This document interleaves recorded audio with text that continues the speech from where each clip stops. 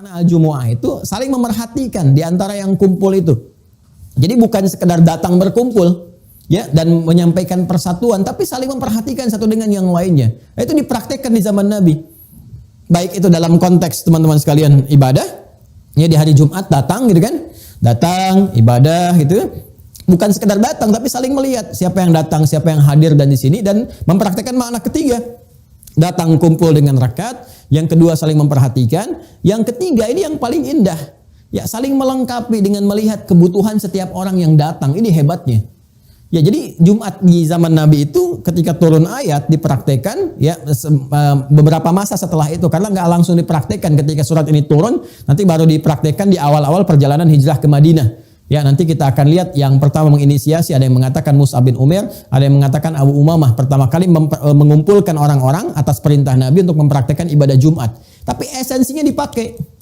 Apa di antara esensinya? Gak ada terjadi di zaman Nabi orang datang misalnya untuk berkumpul khususnya Jumatan, sholat Jumat, kecuali mereka mengenal siapa yang di sampingnya dan mereka tahu ini butuh apa. Jadi solusi.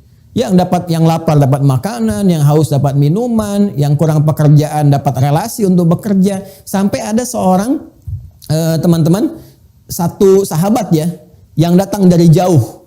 Ya, datang dari jauh. Jadi dia bukan orang Madinah. Jadi saat Jumat nih relatif stabil dipraktekan, ya itu di fase Madinah itu paling stabil karena ketika hijrah itu paling mudah menunaikan ibadah Jumat dan seterusnya. Jadi ayat Jumat itu turun sesaat sebelum hijrah, dipraktekkan di awal-awal hijrah di perjalanan, ya kan? Kemudian nanti stabilnya saat Nabi hijrah ke Madinah itu stabil dipraktekkan menunaikan sholat Jumat secara stabil, secara konsisten, gitu kan?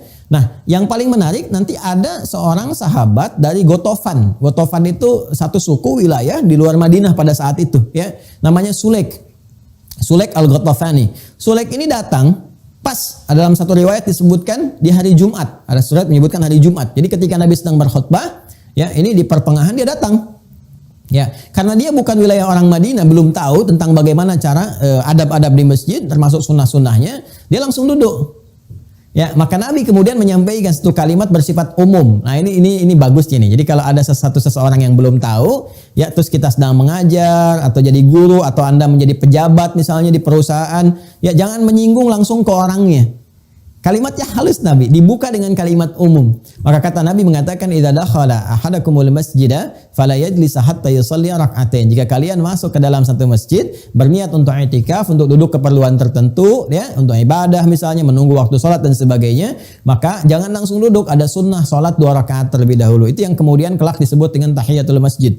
Ya, kelak disebut dengan apa? Tahiyatul masjid. Tapi ketika kemudian kalimat Nabi itu disampaikan, orang-orang tahu, langsung orang melihat kan? Ya, Nabi memberi isyarat nih ada teman kita yang baru. Jadi hadis yang disampaikan Nabi bukan hanya menunjuk kepada satu syariat sunnah tahiyatul masjid, tapi juga memberikan isyarat kepada orang-orang sekitaran Madinah. Ini loh, ada kawan kita orang baru, bukan dari kalangan ahli Madinah. Barangkali dia datang ke sini selain Jumat nanti butuh perhatian. Makanya orang melihat semua ke situ. Ya, begitu selesai Jumat itu berlomba. Bapak Ibu sekalian, keluargaku itu Masya Allah di zaman Nabi itu nggak ada orang yang punya persoalan kecuali sahabat-sahabat yang mereka itu hadir di sekitar Nabi berlomba untuk saling bisa membantu dengan kemampuan yang bisa mereka lakukan.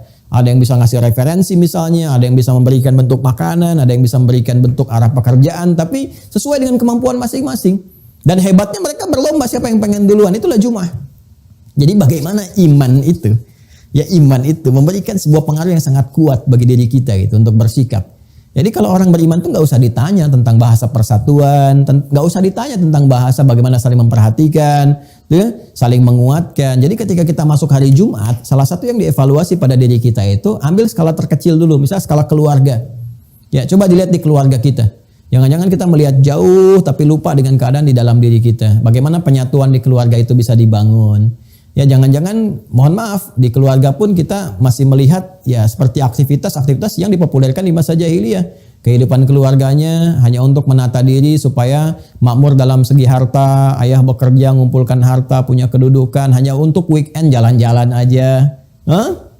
Ya, beli ini aja, beli itu, menikmati kehidupan dunia. Kalau cuma itu orientasinya, orang jahiliyah itu lebih hebat, lebih duluan. Ya, jadi kita mulai dari lingkungan keluarga dulu yang paling kecil, tata dulu, kan? kumpul, saling menguatkan. Barangkali si bungsu perlu perhatian, si kakak perlu arahan, ada yang perlu diskusi, kitanya belum sempat, dengan sama-sama kita melihat evaluasi seperti itu. Ya, saya ada laporan kasus nih, sebetulnya kasus ini berulang dari masa lalu, dan ada anak yang ya dari dia kecil, sekolah Islam bagus dan sebagainya, ketika dia masuk kampus pintar, ini sebenarnya kisah masa lalu juga tapi terulang kekinian.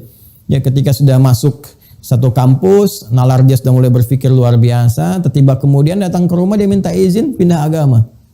Anda bayangkan. Dan ketika ditelusuri ya penyebabnya yaitu salah satunya kurang perhatian, ya, kurang rekat hubungan antara orang tua dengan anaknya. Jadi kita jangan bicara jauh dulu, karena aspek jauhnya itu kan dengan sekitaran, dengan tetangga dan sebagainya. Makanya Jumat kan menarik, ada sholat harian berjamaah, itu lingkaran terdekat, satu RT misalnya, RW. Tapi kalau Jumat kan dari mana-mana datang. Coba Anda bayangkan kalau dipraktekkan, ibadah harian, ibadah pekanan, ibadah tahunan. Jadi kalau semua makna itu dipraktekkan, Jumat dipraktekkan dengan benar, saya yakin kemiskinan akan terkurangi. Itu kan kenapa? Karena semua orang mempraktekkan dengan baik. Ya, cara dia bergaul, cara dia merekatkan hubungan dan sebagainya. Apalagi kalau haji dipraktekkan, saling merekatkan semua satu dengan yang lainnya. Ya, dan Allah memberikan kesan apa yang sangat dalam, fas'au ila dzikrillah. Kalau sudah muncul sepekan hari Jumat itu, fas'au ila dzikrillah, maka bergegaslah kalian semua untuk ingat kepada Allah. Ya, jadi untuk laki-laki ada ibadah spesifik salat, kan? Tapi semua diminta oleh Allah, baik laki-laki ataupun perempuan, coba ingat zikir kepada Allah. Ternyata ini bagian kedua terakhir yang ingin saya sampaikan sebelum masuk ke keistimewaan. Kita sejarah Jumat sudah tahu tadi. Ya, sekarang syariat Jumat juga muncul, ya, sudah disampaikan. Nah, yang paling menarik ketika Allah Subhanahu wa taala menyampaikan lewat ayat ke-9 ini, fas'au ila dzikrillah, bergegas untuk ingat kepada Allah, zikir kepada Allah. Ternyata Allah memberikan kesan evaluasi kepada kita. Pada kita semua tanpa kecuali. Ya, zikir itu semua aktivitas yang kita kerjakan yang mampu mengingatkan dan mendekatkan diri kita kepada Allah. Ya, kita ingat Allah, zikir. Ya, zikir dan mendekatkan. Jadi bukan sekedar ingat tapi membangun kedekatan dengan Allah. Jadi kalau kita berzikir nggak membuat kita dekat, maka ada yang kurang sempurna dalam zikirnya. Jadi bukan sekedar kita mengingat, ya, dalam konteks misalnya kita membaca sesuatu, ingat tapi nggak membuat kita dekat. Nah, ini ada yang belum sempurna, bukan salah ya, sekali lagi bukan salah. Ya, dia dapat pahala dengan kalimat sesuai dengan niatnya, tapi manfaat dari situ belum sempurna dia dapatkan. Ya, misal semua kegiatan yang mendekatkan kita dengan Allah, kalimat thayyibah, ya, kalimat thayyibah, subhanallah, alhamdulillah, Allahu akbar, itu zikir namanya. Ya, Quran surah keempat An-Nisa ayat 103. Fa idza qadaytumus salata fadhkurullaha qiyaman wa qu'udan wa 'ala junubikum. Kalau Anda telah tuntas mengerjakan salat, maka berzikirlah kepada Allah. Makanya setelah kita salat kan berzikir kan? Ya, untuk melengkapi, jangan-jangan saat salat kita nggak ingat Allah. Ya, saat salat itu kita ingat pekerjaan, kita ingat jemuran, kita ingat handphone, macam-macam. Dalam sujud ingatnya yang lain, maka yang kurang-kurang itu dilengkapi setelah itu dengan zikir. Ya, untuk membuat diri kita itu, karena bedanya orang salat dengan yang belum salat, setelah salat itu ingat Allah. Makanya disebut salat. Ya, seakar dengan kata silah, wusul, sampai, terhubung. Ya, bermakna doa, yaitu doa. Doa itu kenapa disebut doa? Karena saat berdoa kita terhubung dengan Allah. Harusnya setelah sholat itu kita punya hubungan yang baik dengan Allah, terhubung. Ingat, merasa dekat. Kalau terhubung dengan Allah, terjaga diri kita. Ya, nggak mungkin pulang dari Jumatan habis sholat tertukar sendal. Nggak mungkin, kayaknya punya saya nih. Oh, ini mirip-mirip dipakai, padahal ke masjid nggak pakai sendal misalnya, kan? Apalagi ngambil kotak Jumat misalnya kan, sama. Anda pulang dari situ kan setelah Jumatan kerja lagi ke kantor, nggak mungkin nulis teman-teman sekalian ngetik kelebihan 0 misalnya, kelebihan angka, ya, atau menempatkan sesuatu tidak pada tempatnya, nggak mungkin, mustahil. Kenapa? Karena sedang terhubung dengan Allah.